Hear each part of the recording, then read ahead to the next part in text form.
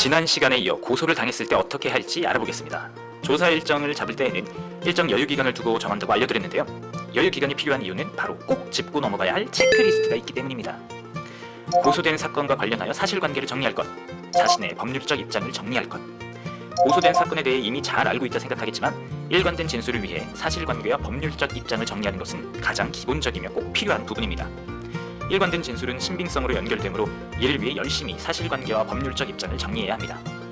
다양한 증거를 수집할 것, 계약서, 확인서, 영수증뿐 아니라 음성 녹음, 동영상, 메시지 내역 또한 증거가 될 수 있다는 사실. 증거는 사실관계와 법률적 입장을 증명할 수 있는 수단이므로 증거를 열심히 수집하는 것이 중요하겠죠. 증인에게는 사실대로만 증언해달라는 요청을 할 것. 증인이 필요할 경우 증인을 미리 섭외해 증언을 요청하게 되는데요.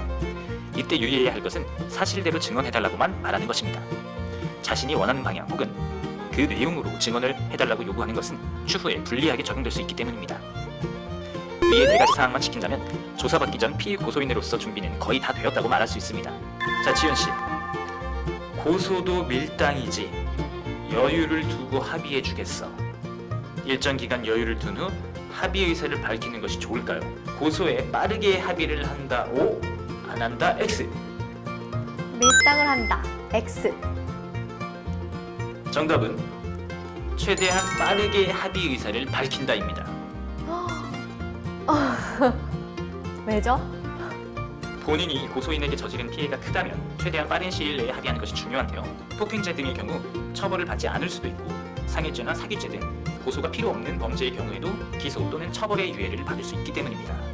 고소장을 읽은 피고소인 B씨. 그런데 B씨가 알고 있는 사실과 고소장의 내용이 다릅니다. 이대로 두었다가는 억울하게 누명을 쓸 수도 있는 상황인데요. 이럴 경우에 어떻게 해야 될까요? 필요하다면 무고죄 또는 맞고소를 한다. 맞으면 O, 틀리면 X. 오! 맛 고소를 해야 돼요. 정답입니다.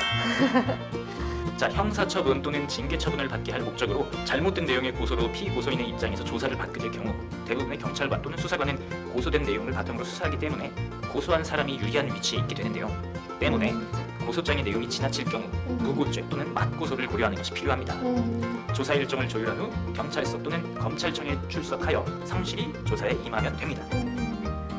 고소를 당했다 할지라도 기본 중에 기본인 사건 관련 증거를 잘 수집하고 자신의 입장을 잘 정리하면 여러분 모두 승산이 있을 거예요. 화이팅! 피해 회복제 마시멜로